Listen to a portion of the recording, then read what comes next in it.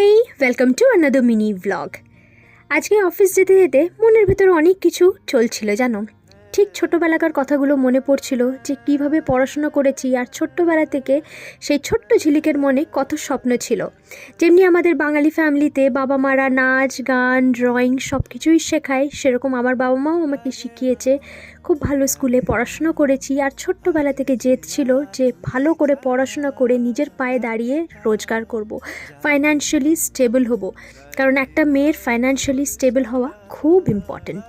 আমার ভিডিও তোমরা ছোট্ট ছোট্ট বোনরা যারা দেখছো তাদের জন্য একটা বিগ হাগ। আমার এই কথাগুলো যারা শুনলে তোমাদেরকে all the best wishes for life.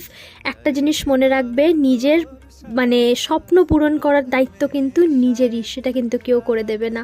Work hard in life, খুব মন দিয়ে পড়াশুনো করো, তোমাদের সবার স্বপ্ন যেন পূরণ হয়। আজ আসি, কাল দেখা হচ্ছে, টাটা।